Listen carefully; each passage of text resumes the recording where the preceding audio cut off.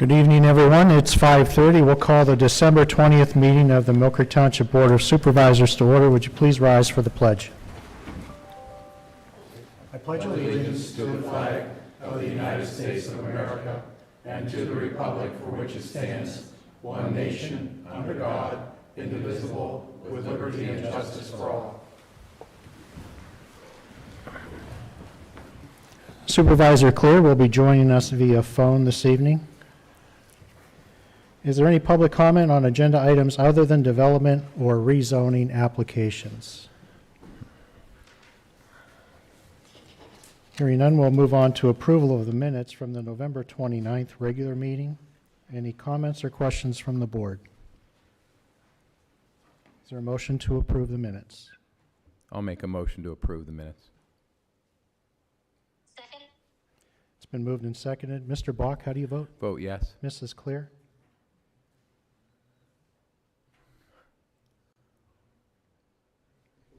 Mrs. Clear, how do you vote? Yes. And I vote yes. Moving on to approval of the bills. Any comments or questions from the board on the bills? No. I'll make a motion to approve paying the bills, Dan. Okay. Is there a second? Second. Mr. Bach, how do you vote? Vote yes. Mrs. Clear? No. And I vote yes. Okay. Item 6 is a public hearing on land development plans. The first one this evening is the Erie International Airport realignment and rehabilitation of Taxiway A. Mr. Waldinger. Yes, thank you. This is a land development plan to show the realignment, pavement rehabilitation, and expansion of the existing terminal apron for Taxiway A for the Erie International Airport along the south line of West 12th Street, east of Asbury Road, in the Erie Municipal Airport Tract. At their regular meeting of Tuesday, December 6th, 2022, the Mill Creek Township Planning Commission recommended approval of this land development plan. Okay, thank you. All right, we'll go ahead and open up the hearing. Is there anyone here wishing to speak on behalf of the airport? Can you state your name and address for the record, sir?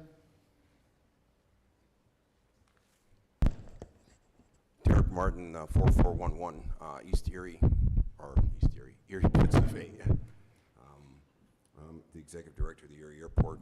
We came to the Planning Commission meeting on, as Mr. Matt Waldinger has stated, we provided information to the committee, and they recommended this project. A little history on this project. This project was originally thought out in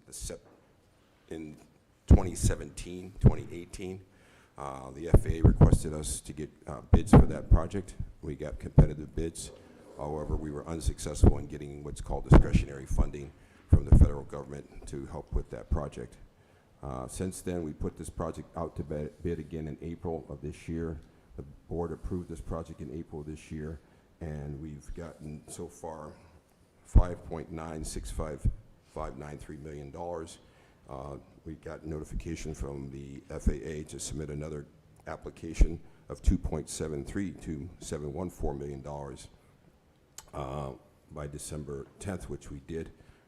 We'll hopefully get approval of that once the omnibus budget is passed by Congress this week. And we have gone through the DEP completeness notification letter that we received for the stormwater discharge. This is a safety issue within the fence of the airport to bring the airport in compliance with the current FAA standards. Is there any questions from supervisors? That's a taxiway, correct? That's a taxiway, that's correct. All right. No questions. No further questions here. Thank you. Thank you, Mr. Martin.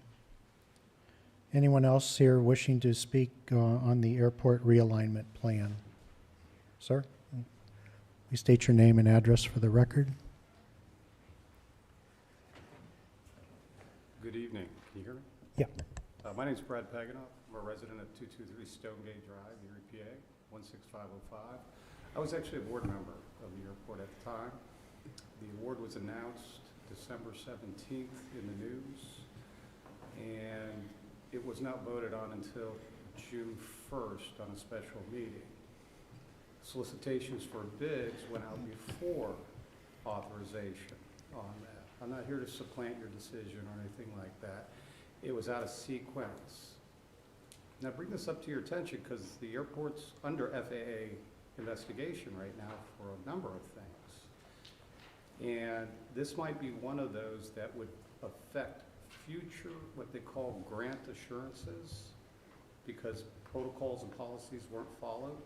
And in doing so, anything coming forward, given that, might not be awarded. But I'm also here sort of hat in hand, because I was a board member at the time when you were misled about the Wilkins property and the FAA approval for that. And I'd like to apologize on behalf of the board. We had no idea Derek Martin was coming here to speak on that, nor did he have FAA approval for that as well. Should there be any community built on that, that would void grant assurances, absolutely, for sure. We did submit a FOIA, our community member did submit a FOIA to possibly have that rezoned. I attended a subsequent meeting, a meeting before with the zoning folks here from the state that were down here doing the billboards. At that time, it was zoned for light industrial. So having said that, again, hat in hand, on behalf of the board members at the time, we do apologize for that. We didn't have any idea that that wasn't being represented. So with that, I wish everybody a happy holiday.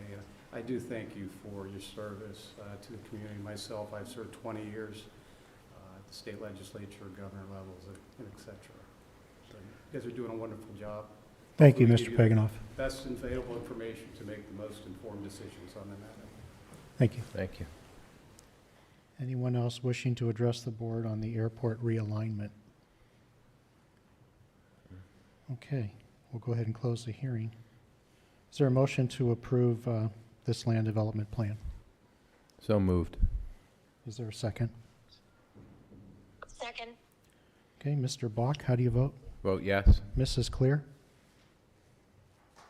Yes. And I vote yes. Moving on to the Mill Creek Apartments Land Development Plan.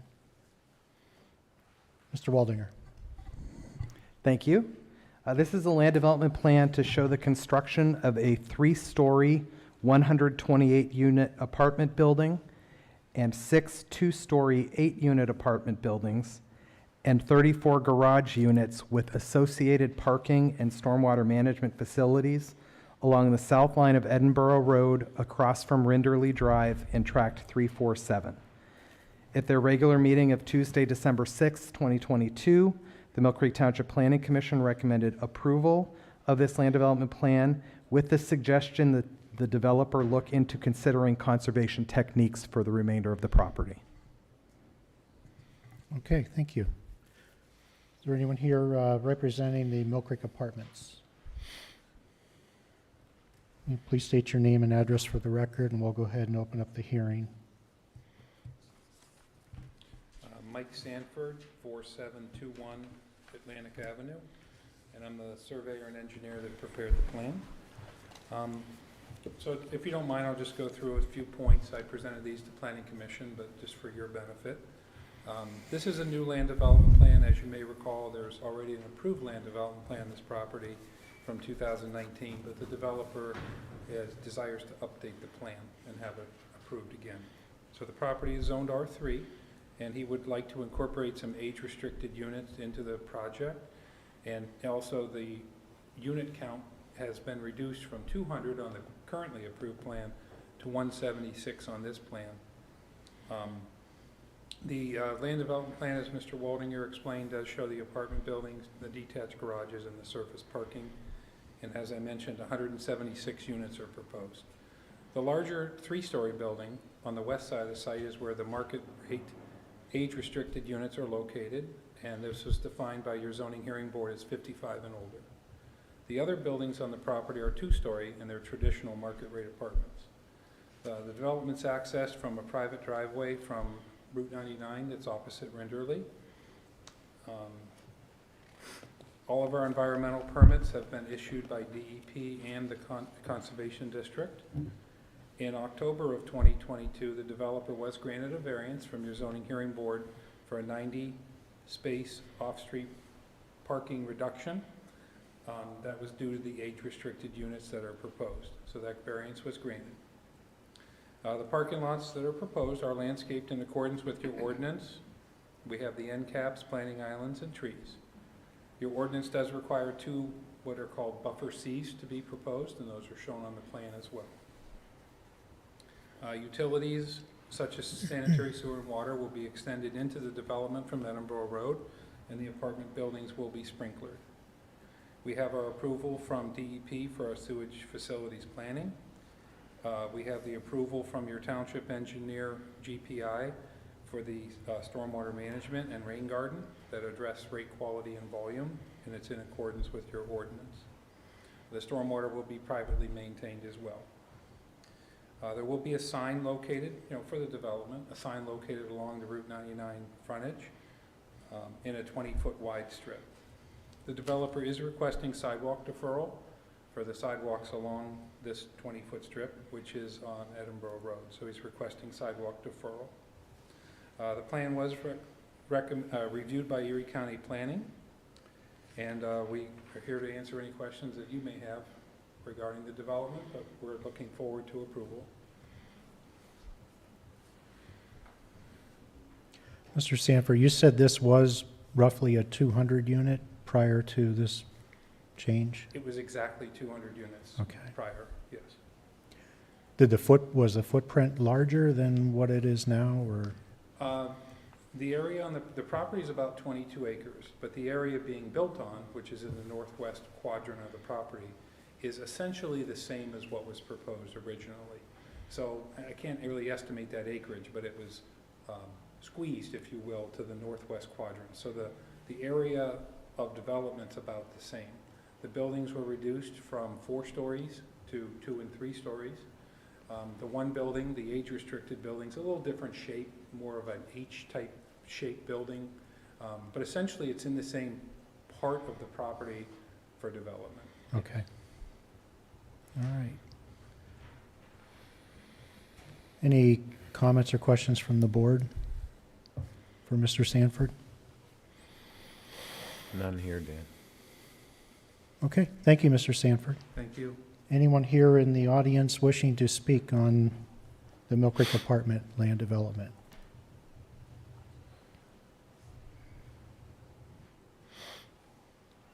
If you could state your name and address for the record, please. Lon Jenkins, 6011 Meridian Drive, Erie. I'm not sure if you have the notes from the planning committee, but the neighbors on Meridian have objected to the plan, mostly because the loss of green space. The land from Interchange Road to Hershey is a beautiful stretch of woods, and it's right in the midst of the most congested area of Erie. We have this beautiful green space. Unfortunately, the owner of the property has a history of trying to spite his neighbors by clear-cutting forests.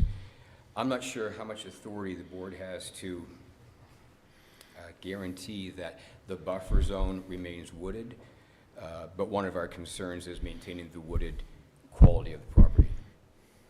Okay, thank you, sir. Anyone else wishing to address the board? State your name and address for the record, please. Yes, Jerry Marucci, 6105 and 6115 Meridian Drive.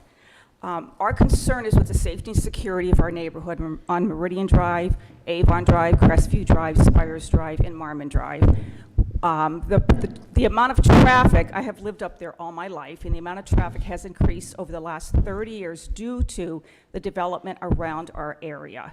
I have a news article here from November 29th of 2014 that was put in the Erie Times News giving people the directions. There was a map in the newspaper, but unfortunately the library only shows text at this time of shoppers being able to get around Peachtree Jam by going up to Crestview, Meridian, Spires, Avon, and Marmon Drives.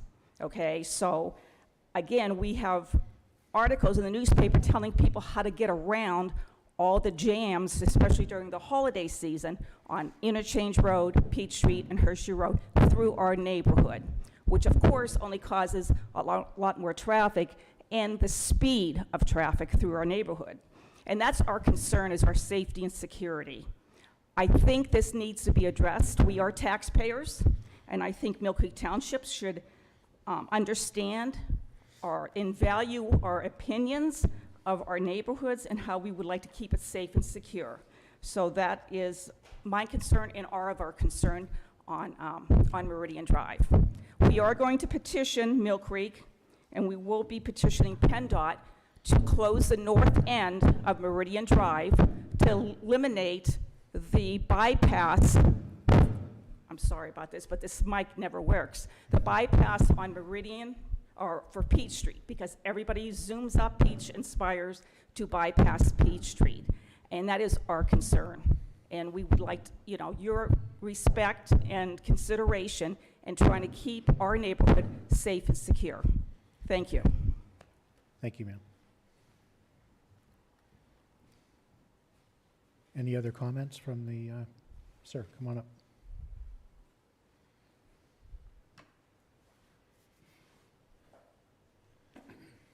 My name is Randy DeSanto, 6075 Meridian Drive. One of the other concerns that was brought up was the ability to keep that property restricted to the units that are designated for senior. I understand that was the reason for the variance. The reasoning being that supposedly people over 55 don't drive as much, so they wouldn't need as many parking spaces, so they were given a variance to build more units than they would have parking for, and so you have I guess a smaller foot stamp in that area. And I guess, I don't know if that's a question for the solicitor or not, what is, can, if you approve that contingent on that portion being senior, does that have teeth in the long run? Can the township say you can only have over 55 in this dwelling? If I may, Mr. Chairman, in the land development ordinance, we do not have that sort of stipulation, those sort of regulations.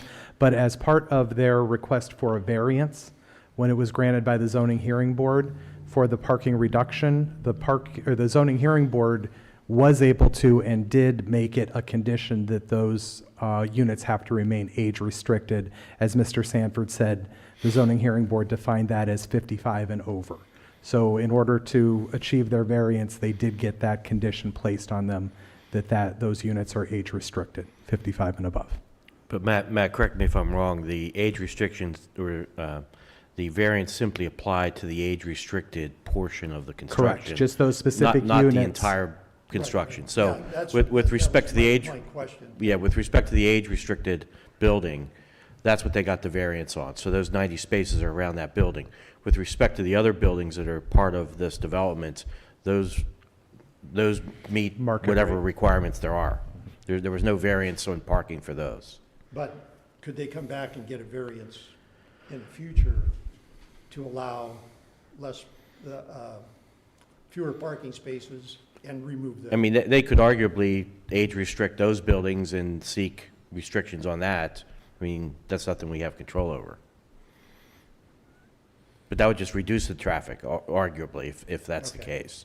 That- Your concern is that they've added buildings that aren't age restricted. There's really nothing we can do to prevent that. No, my concern is about the age-restricted buildings. Yeah. That they remain age-restricted. Yeah, if they unrestrict, if they try to change those, they would have to provide the spaces needed to meet a non-age restricted building. Without, or could they just ask for a variance in a future? They could, board but they could wouldn't. grant that? They could, but they wouldn't have the basis to justify it at that point, because if it's no longer age restricted, that was their rationale for, hey, that's why we only need 90 spaces. Okay. But it could all, I guess it was a request, maybe it's redundant, but belt and suspenders, can the supervisors also make that a contingency of approving this plan? That's really not within the supervisor's purview. I mean, that's really the zoning hearing board, and our zoning offices would enforce that variance. So for instance, if they changed it, and word got to us that they changed it and didn't add the spaces, or didn't come into us and say, hey, we're now changing the use to, you know, make it a regular use, and now we need to find another, I don't know how many there were, say 30 spaces. They'd have to find another 30 spaces before they could change that use legally. Yeah. And just to repeat, there was also, I guess we were also looking for some assurances on that buffer zone. Matt, maybe you could address the buffer zone. Sure. Again, you know, the township does require buffers between different properties, but not obviously in the scope that there exists on this property. I think our largest buffer is 40 feet, you know, that we would require protection from, where this is closer to the range of, you know, 300, almost 400 feet. So there's nothing that we have on our ordinances that the board could enforce protection that large. It would just be our minimum, or, you know, whatever our minimum required buffer would be. We couldn't add stipulations beyond that. The only thing I would add too is, at least based on the aerial, it appears that there may be a stream or some ravine that runs behind it, that there may be other requirements that they would have to comply if, for instance, there was a comment about clear cutting. You know, there are buffer requirements that DEP imposes for development and so forth that they have to meet when they're near a stream. They'd have potential stormwater issues that they'd have to address if they did that. So there's protections in place to manage it. They don't prevent it, but they manage it. And the township really doesn't have any say over that from that perspective. Because beyond the aesthetics, there's Right. obviously the watershed and the concern of the drainage. Right. Okay, thank you. You're welcome.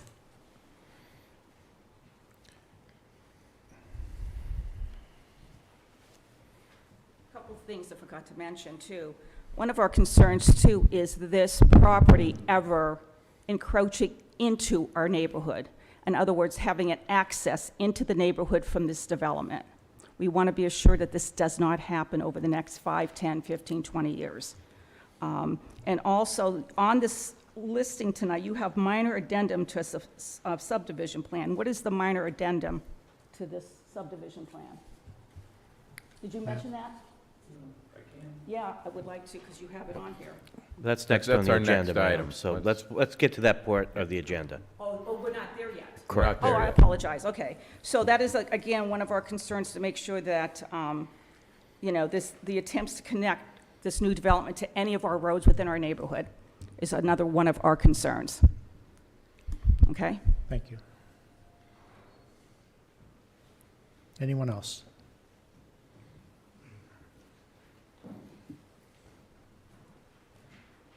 Hi. Joe Maxumchek, 6148 Meridian. I live there with my wife, Christina. It's actually her childhood home. She grew up in and was inherited from her late father. Me personally, I have come to love the neighborhood of Meridian Drive. It's pretty quiet and it feels a lot more secluded in consideration to where it actually is. My wife and I are newlyweds, so we're kind of at a crossroads right now. We would love to stay where we're at and invest in our home and raise a family there. But with the development around the area always increasing, and the traffic flow and all the other security concerns that my other neighbors have brought up, I'm kind of questioning that right now, if we want to stay or maybe relocate. So I started to fall in love with the neighborhood, so that's where I like to see it kept an actual neighborhood. I mean, how much can we continue to clear out and build upon before it's no longer a neighborhood, but it's just a cluster of houses smack in the middle of all these big parking lots and state route highways. One other thing about the age restriction units, I don't think is that big of a deal, because some of my background is I'm a firefighter and EMT in the city, and I go into a lot of residential homes and apartments on a regular basis. And you'd be surprised at the number of people that you can actually squeeze into a one-bedroom apartment. So what is 100 and 200 or so units can really impact the surrounding population greatly. And in the area, it's probably already one of the most congested in the entire city. So I'm just here to ask for you to consider that the integrity of our neighborhood, where us tax-paying citizens live, and like to keep it, at that as much as a neighborhood as possible. Thank you. Thank you. Thanks for your Thank you. comments. Thanks for your service. Hey, Matt, on the number of people in a bedroom, there are building codes limits and occupancy limits that apply to various apartments, houses, and so forth. Is that correct? Yes, they are correct. I don't know them off the top of my head, but yeah, the building code would dictate the number of people that you could have in. And those each numbers are unit. based on safety considerations and so forth with Correct, respect to the yes. building? Yeah, egress and all those. And obviously, if someone's exceeding that and they get reported, action is taken against them. Yes? Yes. Okay. Okay, any other comments? Okay, we'll close the hearing. Dan, I had a question for Matt again. Sure. She brought up several times the access to this property. I'm looking at my schematic, and I just want, an assurance, or confirmation rather, that the access is only from Edinburgh Road? Is that? That is correct, yes. As- Oh, as yeah, proposed? Mr. Sanford wanted to answer, but yes, as it's submitted, the only connection is out to Edinburgh Road, Route 99. They show no other additional pavement. I know that the property does have some frontage on Crestview Drive at the far, far south end, but there's no proposed pavement or any accesses out there, and they would require land development approval in order to build those. Hey, Matt, does the official map even show roads there at any point in time? No, not on the official map. Okay. And for people who don't know, the official map is a document that the township recently prepared that identifies, areas that might be future parks or future roads and so forth. So, this is not an area where an extension of any of those roads that tee into Meridian are planned to be extended or thought to be extended. Thank you, Mark.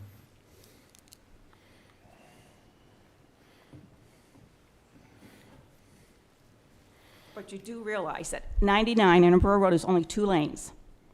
Interchange What is 4 lanes. Peach Street is 4 lanes. Hershey Road is 2 lanes. So when you're dumping more traffic onto 99, they only have south or north to go, okay? It's already congested up in that area, so you're dumping more traffic again into those areas. Interchange Road is going to get backed up again. The only place for them to go is to head south onto Meridian Drive. This is what I'm saying. I mean, as they come down north on 99 to come around to Peach Street or to go into the mall or anywhere, they're going to bypass our neighborhood again, and that's our issue with this whole development. And what they're going to be throwing out there on 2-lane roads, 4-lane roads, and Hershey Road is getting horrendous. I go to work that way every single day just to bypass Peach Street in the morning. So, and that's getting to be a dangerous situation up there with a 2-lane street on Hershey Road. So again, this is what our concern is the safety and security of the surrounding area. It needs to be addressed. And I don't mean addressed for tomorrow, but I mean addressed for 10, 20, 30 years down the road. Nobody looks at things that far in advance. And that's one of our many concerns with this development. Thank you.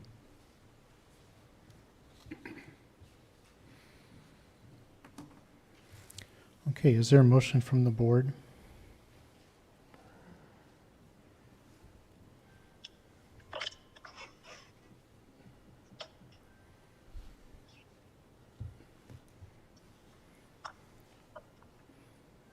Kim, you're broken up if you're saying something.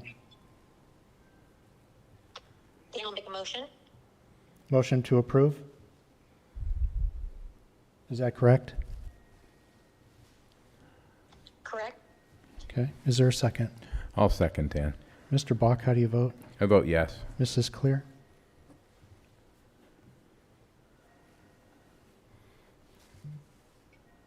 Mrs. Clear, how do you vote? Yes. And I vote yes. Moving on to item 7 is a minor amendment to the subdivision plan for the Berkmeyer subdivision. Mr. Waldinger? Thank you. Yes, the subdivision plan for Timothy M. Berkmeyer and Tammy Lynn Berkmeyer, who are the developers, are proposing a minor amendment to their subdivision plan that was approved on May 28, 2019, but never recorded.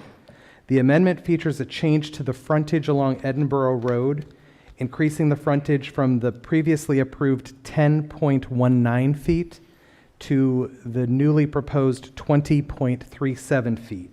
There are no other changes to the plan. It is the recommendation of the Zoning and Development Office to approve the amended subdivision plan as the change is minor and does not affect the pending land development plan, Mill Creek Apartments. The amended subdivision plan does meet all requirements of the subdivision and land development ordinance. And so to clarify, if you look on your drawing there is that small little strip of land that goes out to Edinburgh Road. The original plan had that listed as being 10.19 feet wide, but in order to comply with our new sign regulations as far as setbacks, they're proposing to widen that strip at the end to 20.37 feet. And that would be the only change to the subdivision, is just the width of that little foot, I guess you would call it, out at Edinburgh Road. Okay, thank you, Matt.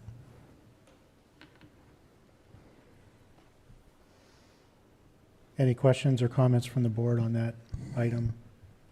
If not, is there a motion to approve? Excuse me, Chairman, Yes. maybe just ask if there's any comments from the public, or Oh, okay. we've missed that. Any public comment on this change?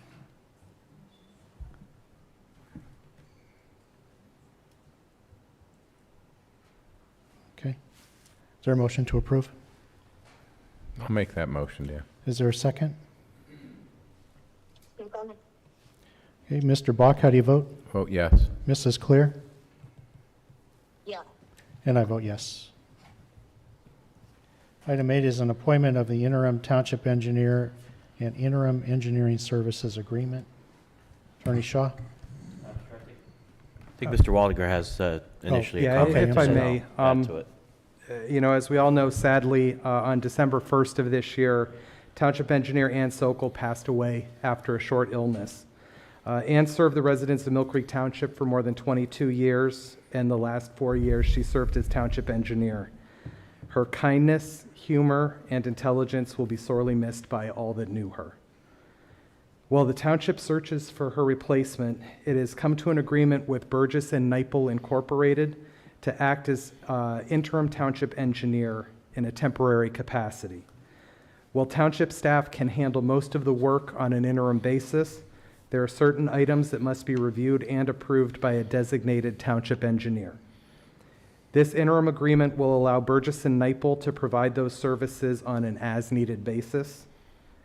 Jeff Marnicio, P.E., Burgess and Nyepel's local office manager, will serve in the capacity of township engineer when necessary. I believe Attorney Shaw can further detail the agreement that is proposed with Burgess and Nyepel.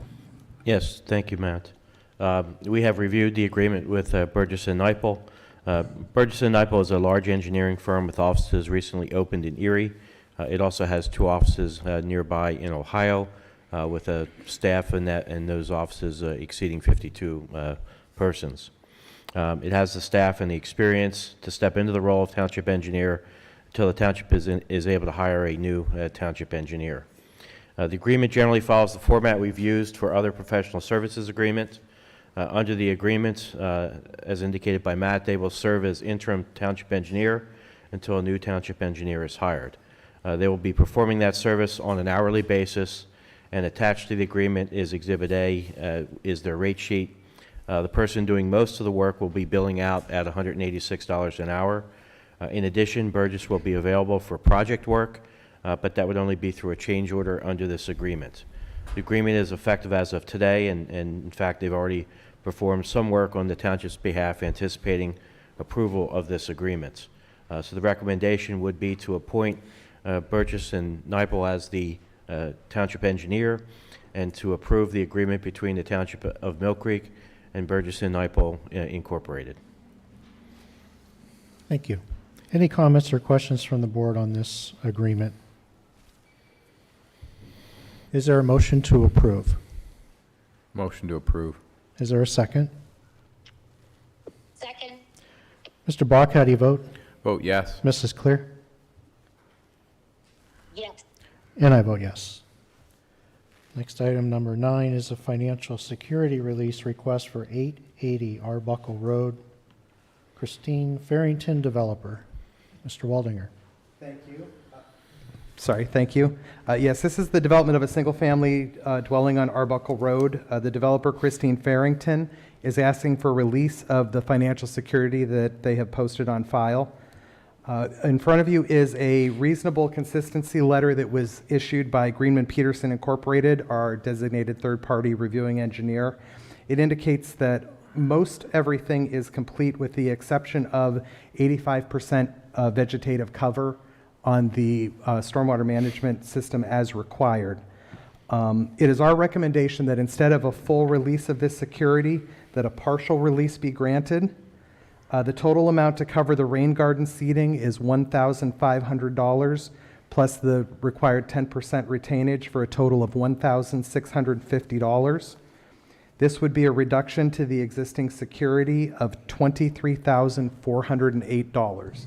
You'll note that there is a form signed, reviewed and signed by the township's interim engineer, Jeff Marnicio, stating the reduction that I just mentioned. So at this time, it is our recommendation that the current letter of credit, Northwest Bank, check number 408258, in the amount of $23,408 be released, retaining $1,650 for a total release of $23,408. Thank you. Any comments or questions from the board? Is there a motion to approve the recommendation as described by Mr. Waldinger? So moved. Is there a second? Second. Mr. Bach, how do you vote? Vote yes. Mrs. Clear? Yeah. And I vote yes. Item 10 is stormwater management maintenance agreement and plan for Colley's Pools and Spas. Thank you. You're up again, The Matt. developer of Colley's Pools and Spas Land Development Plan, who are Janine M. Colley and SD Colley, have had their stormwater management plan approved. The amount of impervious surface is under the 5,000 square feet that requires third-party review, so it was completed in-house by engineer John Sebesta. After reviewing the plan for consistency with the stormwater management ordinance, the plan meets all requirements. Also attached is the executed stormwater maintenance agreement signed by the Colleys. It's the recommendation of Matt Puz, Zoning and Development Officer, to accept the stormwater management plan and approve the stormwater management maintenance agreement as it is consistent with the stormwater management ordinance. Thank you. Are there any comments? Is there a motion to approve? Motion to approve. Is there a second? Second. Mr. Bach, how do you vote? Vote yes. Mrs. Clear? Yeah. And I vote yes. Moving on to bids and quotations, the first item is a brush cutter for the Public Works Sewer Department. Mr. Donikowski. Thank you. Good evening. The Sewer Department is seeking approval to purchase a new Caterpillar BR320 brush cutter. This is to replace one that was damaged beyond repair during the 2022 season. One quote was received from Cleveland Brothers Equipment for $8,700 under CoStar's contract 4400019935. Funds for this will be taken from the pump line of the Sewer Department capital budget. It is my recommendation to purchase this brush cutter from Cleveland Brothers for the CoStar's price of $8,700. Okay, is there a motion to approve? Motion to approve. Is there a second? Second. Mr. Bach, how do you vote? Vote yes. Mrs. Clear? Yes. And I vote yes. Next item is a debris loader for the sewer department. The sewer department is seeking approval to purchase a Billy Goat debris loader, model BGDL 1802VE.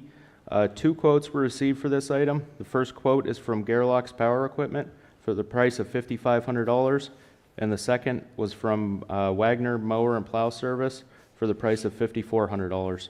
Funds for this will be taken from the pump line of the sanitary sewer capital budget. It is my recommendation to purchase this item from Wagner Mower and Plow Service for the price of $5,400. Thank you. Is there a motion for approval? I'll make that motion, Dan. Is there a second? Second. Mr. Bach? Vote yes. Mrs. Clear? Yes. And I vote yes. We have two pipelining projects. Rob, you want to handle them both at the same time? Sure. All right, go ahead. The first one is for approval to have Insight Pipeline approximately 1,500 linear feet of 8-inch mainline sewer along Spring Valley Drive. The price for this lining is $68,300, with any incidental pricing being listed on the attached quote. The work will be done under CoStar's contract number 16.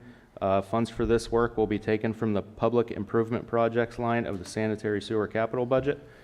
And the second project is for approximately 630 linear feet of 8-inch mainline sewer along 50th Street and Court Avenue. Price for this project will be $30,771. Okay. Any questions from the board? If not, is there a motion to approve? Motion to approve. Is there a second? Second. Mr. Bach, how do you vote? Vote yes. Mrs. Clear? Yeah. And I vote yes. Next item is an aluminum trailer for building maintenance. The Building Maintenance Department is seeking approval to purchase a new Sport Haven 7x16 aluminum equipment trailer, primarily to haul the new Bobcat loader to different township properties. One quote was received from J&J Trailer and Equipment Sales for the price of $6,800.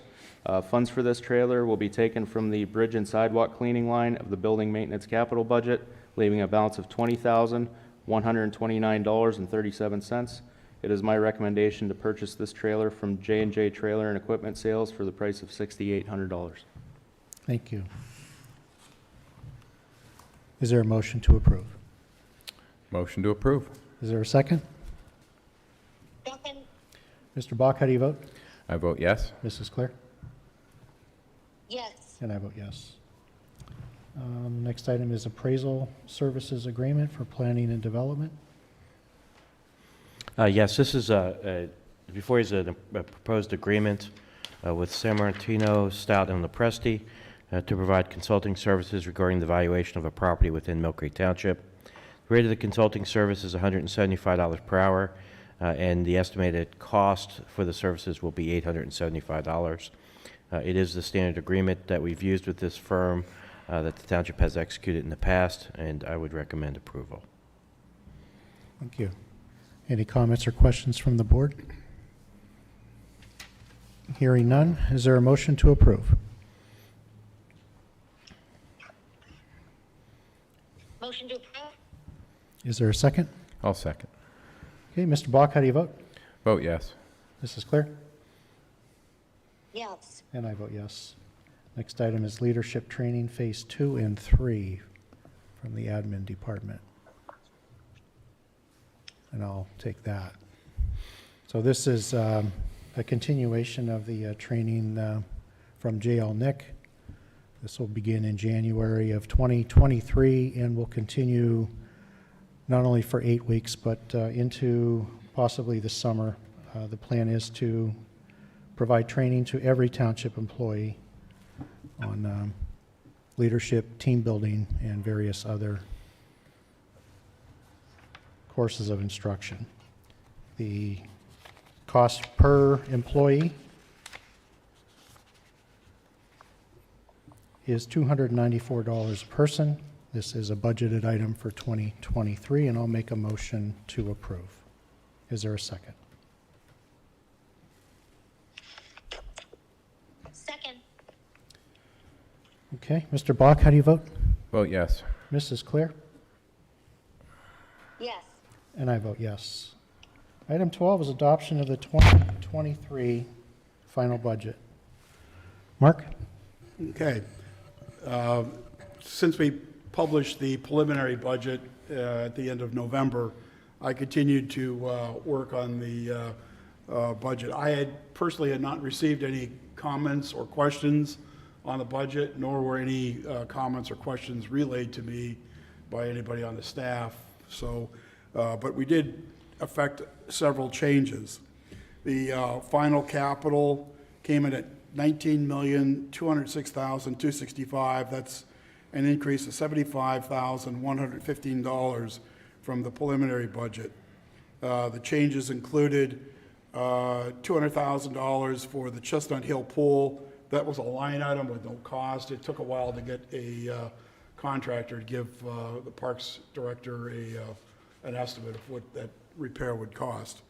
And then there were $49,100 approximately in carryover items. These are projects that were previously approved this year, but because the township budget is largely a cash basis budget, anything not spent this year goes away at the end of the year. So these are projects that are previously approved, but are still, in some cases, actually on order.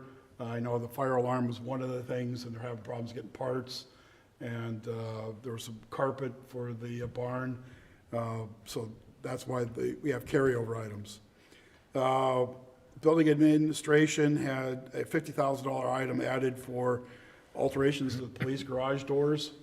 It seems that the new ambulance that we got courtesy of the state is too tall for the current doors. So they've got to modify the not only the door, but the wall itself, because the door obviously fills the entire space now. So that's an estimate. And they've got about $10,000 for the carryover items. There's fencing for the north yard that the materials never arrived. Now we're into the season where they can't very well put fence posts in and things like that. So that's a carryover item.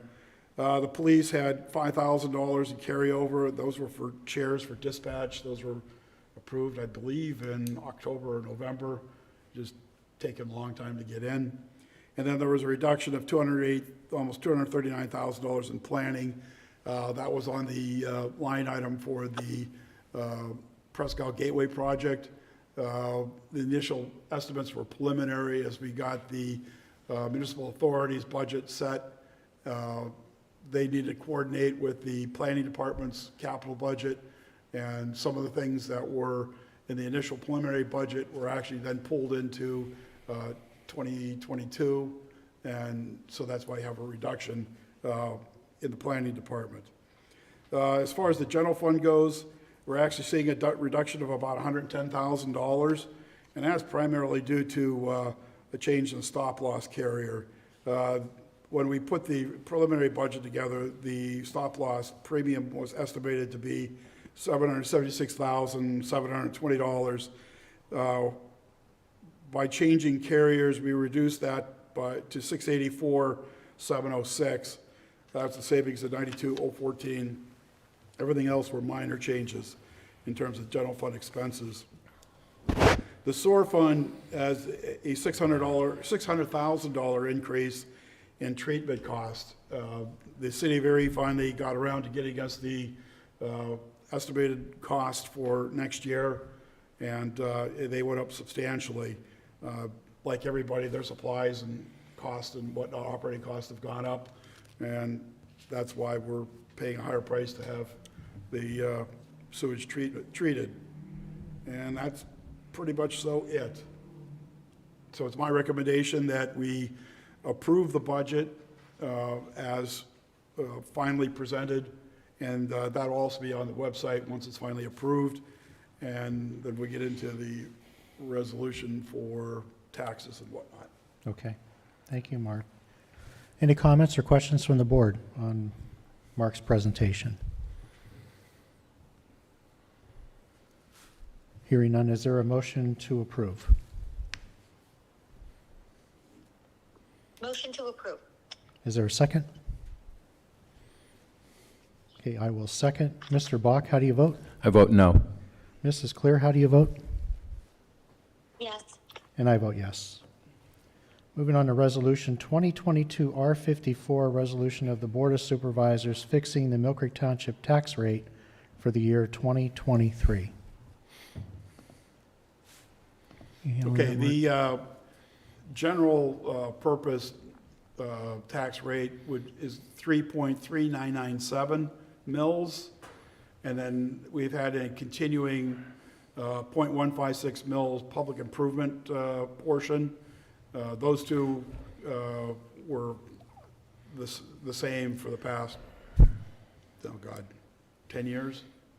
Long time. The one thing that is new is the addition of the fire tax at 0.4 mils. That would make the total rate, I don't have that written down. 0.4000. Yeah, that's I'm talking the total tax total. rate. It's gonna make it 39 something or other. Because you add all these together, it was 35577, and you're adding 0.4 to that, so it'd be 3957. Mark, I came up with 39537. Okay, I was just doing it in my head. I'll double check here.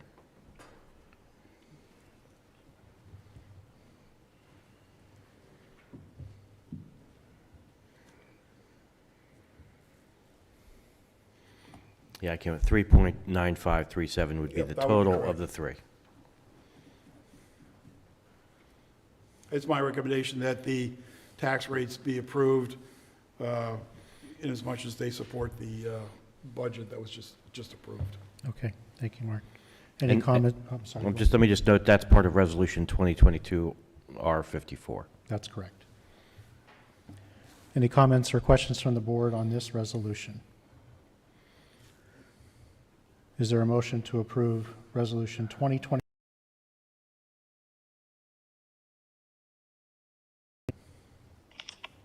Make a motion to approve? Is there a second? Okay, I will second. Mr. Bach, how do you vote? I vote no. Mrs. Clear, how do you vote? Yeah. And I vote yes. Next item is Resolution 2022 R55, adopting the quarterly sewer rental fees for 2023. Okay, this also supports the amounts that were in the budget. It's a increase of $2.50 per quarter, taking the sewer rate from $84 to $86.50 a quarter. That's due mostly to the capital projects that have been proposed. We've got 2 force main projects. We are trying to secure grants and some low-cost financing, but nonetheless, we still have the debt service on those 2 big projects, and it's the only way that you can really make ends meet. So it's my recommendation that we increase the sewer rate by the $2.50 a quarter. Right. Yeah, it should be noted that these 2 projects are multi-million-dollar projects, and yeah, we have to, this is just something that we have to do to fund these repairs, much-needed repairs. Okay, any comments or questions from the board on this resolution? Okay, is there a motion to approve Resolution 2022 R55?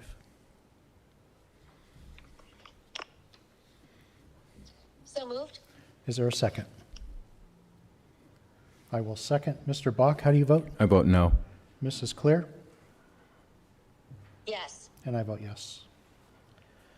Resolution 2022 R56 establishes the amounts of fees and deposits required under state law and various township code provisions. You handling that, Mark? Yes. Okay. So Resolution 2022 R56 is intended to make certain amendments to the fees that are being charged by the Mill Creek Township Police Department for various services, which are found in Appendix 7 kind of our standing resolution with respect to fees.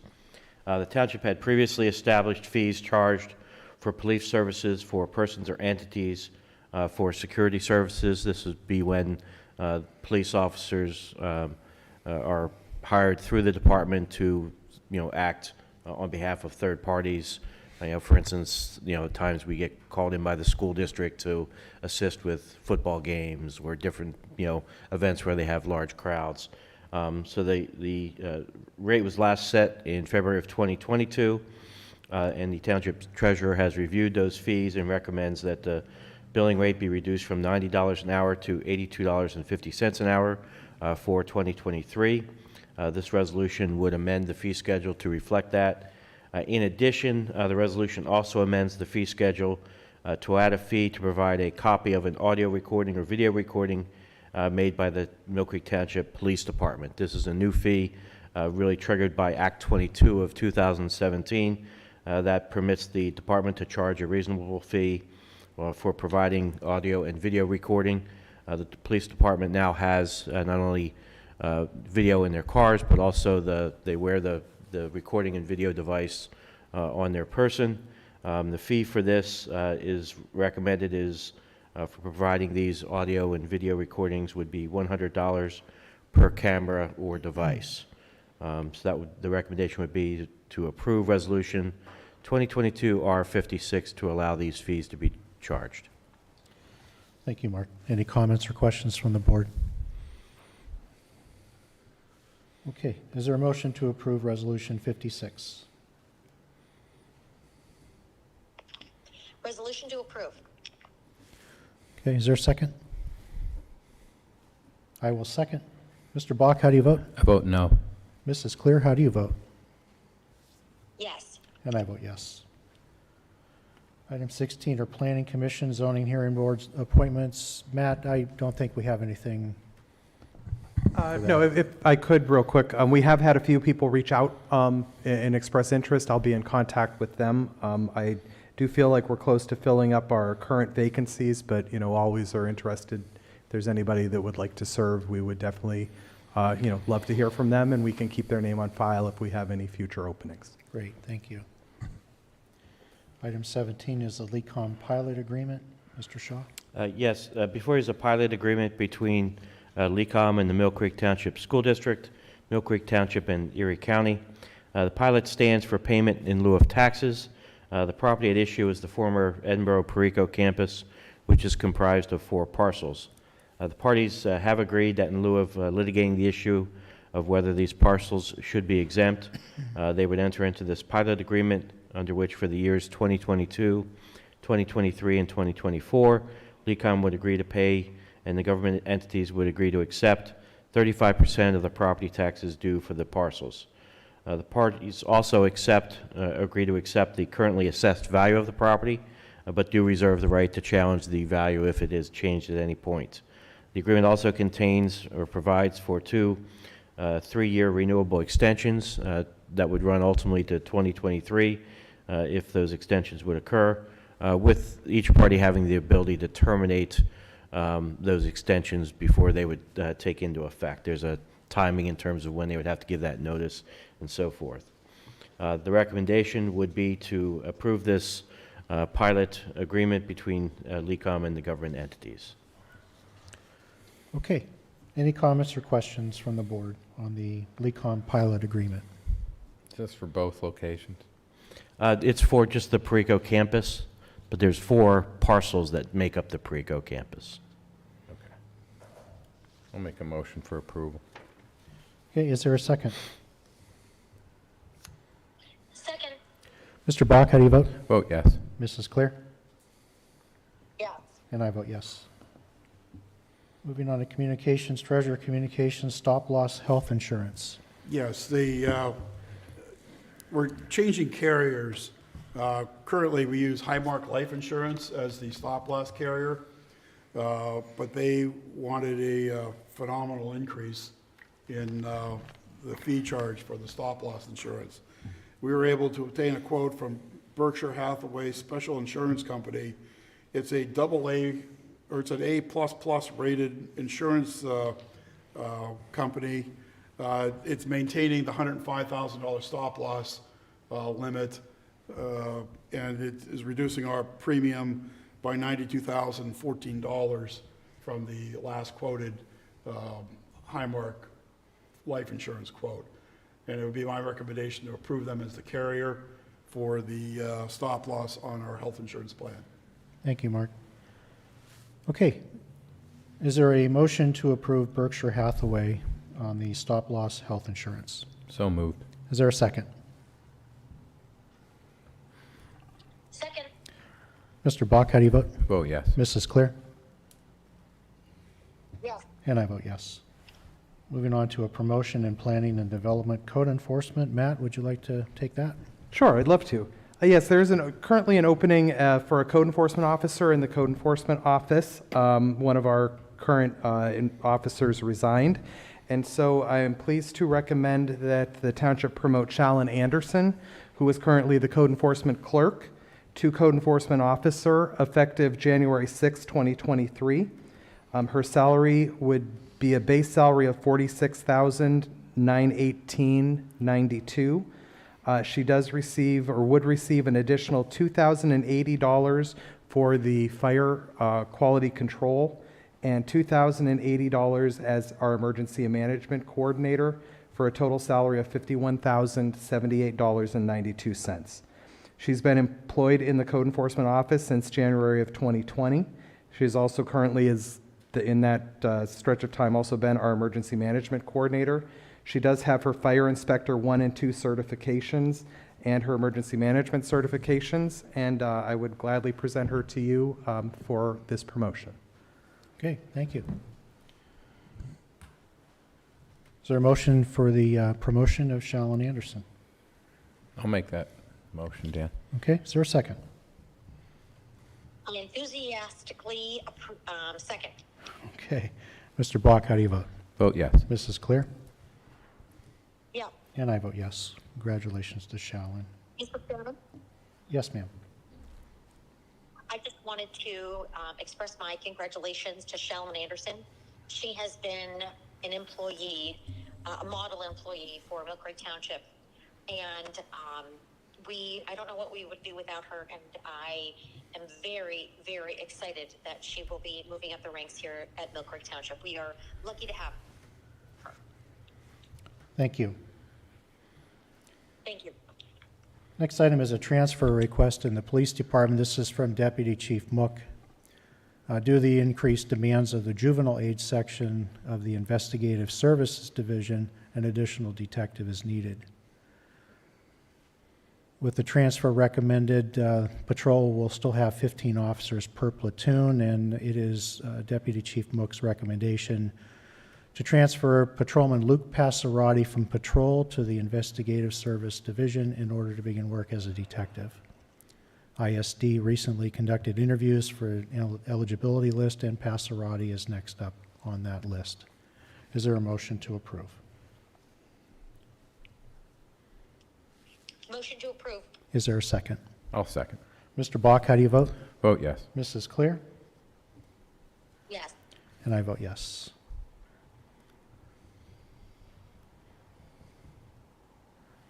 Next item on the agenda is a hiring request for admin. Mark, do you want to take that one? I can take it, Dan. Oh, okay, thanks. Okay. Jim. We have a request for a accounts payable coordinator. Our current accounts payable coordinator is moving on, and looking to hire Michelle Brunetti at a rate of $20.58 an hour, effective January 11th, 2023. Michelle comes to Mill Creek Township with over 16 years of accounting experience. She most recently was employed with Erie Press Systems as an accounting clerk. I'd like a motion to approve that hire. Okay, is there a second? I'll second. Mr. Bach, how do you vote? Vote yes. Mrs. Clear? Yeah. And I vote yes. Next item is a training and travel request for the police department from Deputy Chief Mook.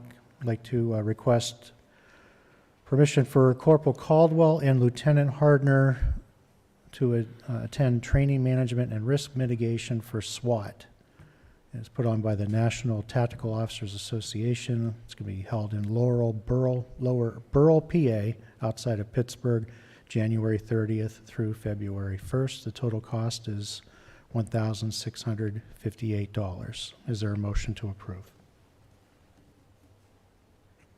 Motion to approve? Is there a second? I'll second. Mr. Bach, how do you vote? Vote yes. Mrs. Clear? Yes. And I vote yes. Next item is a DEP 904 grant application. Mr. Bach. Thank you. PA Section 904 recycling performance grants are available to all Pennsylvania local governments with recycling programs following Act 101 regulations. The grant awards are based on the total tons recycled and the applicant's recycling rate. Eligible grant materials include only glass bottles and jars, metal cans, plastic bottles, newspapers and magazines, paper and cardboard. In 2022, Mill Creek Township residents, that would be curbside, multifamily units and mobile home parks and businesses, recycled 6,915.3 tons worth of eligible materials. As a result, is a recommendation of our recycling department that the Public Services Department apply for $92,615.20 from the Pennsylvania DEP Section 904 Performance Grant to put back into programming, education, and events that will benefit our Mill Creek Township residents and businesses. This is a grant that I believe we've qualified annually for.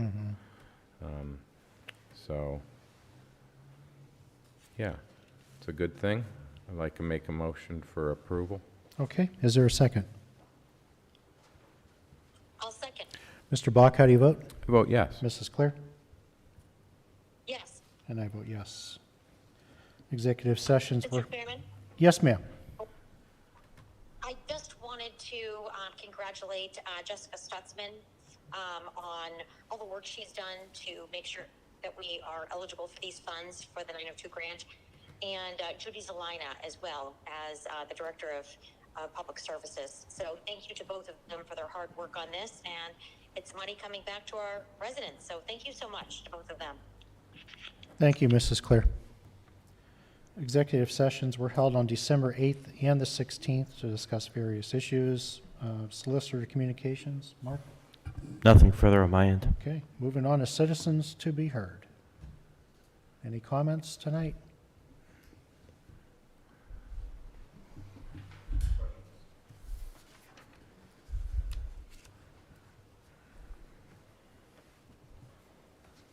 Dennis McAndrew, Milford citizen. The sewer, I understand having to go up because of the city of Erie.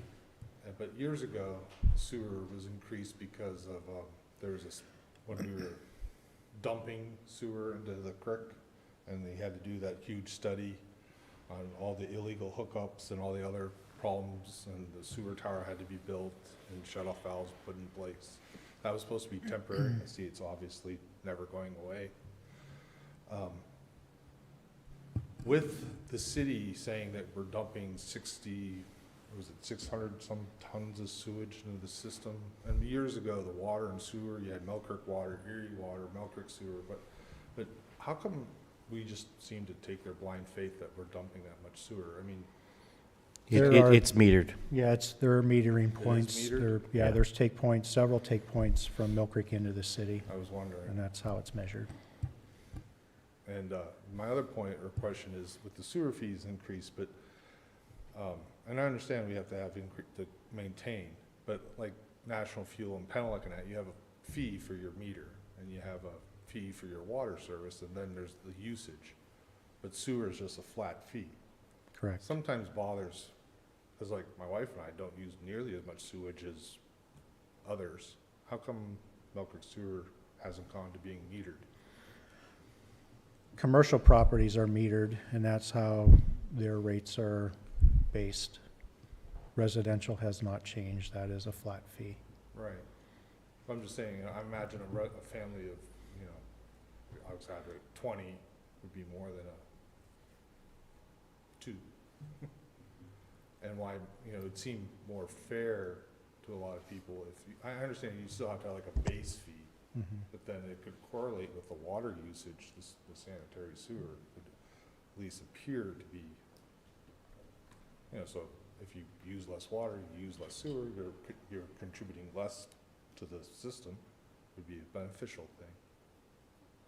Just wondered. Something maybe to think about in the future. One of the challenges in doing that is that you don't capture, as you know, these sewer systems are never fully sealed, so that what ultimately gets down to the city may also include additional waters that may get added in somehow because, the pipe might be in groundwater or whatever, and, there's additional water that gets into it. So if you simply relied solely on, say, for instance, you use the water usage of somebody to determine the sewer bill, there would be a gap that wouldn't be funded. So I think that's part of the rationale for why, at least on sewer, it makes sense to have a kind of a flat fee like that. Right, I'm still saying it could be, but then, like there's a flat fee, like the privilege is to have a national fuel meter is now $20-some and going up, just that whether or not you use 1 ounce of gas. And then they charge accordingly.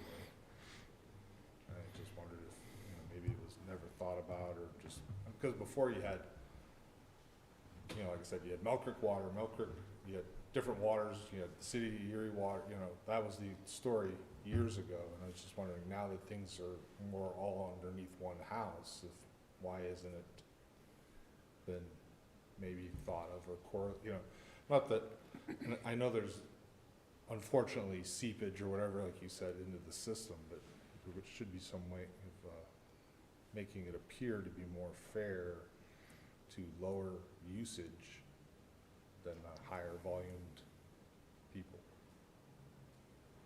Thanks. You're welcome. Okay.